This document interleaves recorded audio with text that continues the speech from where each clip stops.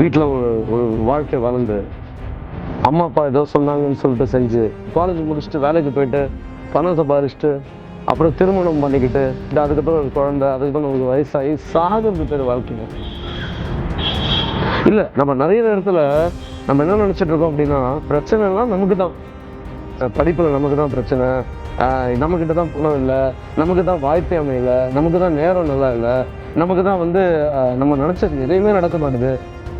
நல்லா பாரு, சின்ன வயசுலேருந்து இது வரைக்குமே எல்லா இடத்துலையுமே நம்ம என்ன பண்ணிட்டு இருக்கோம், குறைப்பட்டுக்கிட்டு இருக்கோம். என்கிட்ட இது இல்லை, இது இப்படி இருந்தால் நல்லா இருந்திருக்குமே, என்கிட்ட அது இல்லை, அது இருந்தால் இப்படி நல்லா இருந்திருக்குமே. போய் கை இல்லாதவங்க கிட்ட போய் கேட்டு பாரு, இந்த கையோட அருமை தெரியும். கால் இல்லாதவங்க கிட்ட போய் கேட்டு பாரு, இந்த காலோட அருமை தெரியும். எனக்கு என்ன கிடைச்சது, அவன் எனக்கு என்ன செஞ்சான், இவன் எனக்கு என்ன செஞ்சான், அவன் எனக்கு இப்படி செஞ்சிருக்காங்க, அப்படி செஞ்சிருக்காங்க. இதெல்லாம் விட்டுட்டு ஒரே ஒரு நான் மற்றவங்களோட லைஃப்ல அவங்கள சந்தோஷப்படுத்துறதுக்காக என்ன செஞ்சிருக்கேன். எதுக்காக ஒரு நாள் கண் இல்லாதவங்க கிட்ட போய் 2 நிமிஷம் பேசி பாரு, அப்போ உங்களுக்கு தெரியும் இந்த கண் எவ்வளவு பெருசுன்னு.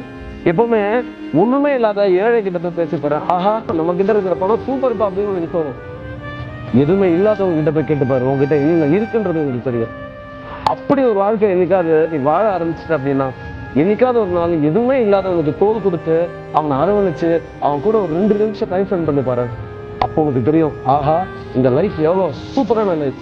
ஞாபகம் வச்சுக்கோ, உனக்கு கை கொடுத்தது உனக்காக இல்லை, நீ சாப்பிடணுன்றதுக்காக இல்லை, நீ வேலை பார்க்கணுன்றதுக்காக இல்லை, கையே இல்லாதவனுக்காக நீ எதாவது செய்வன்றதுக்காக தான்.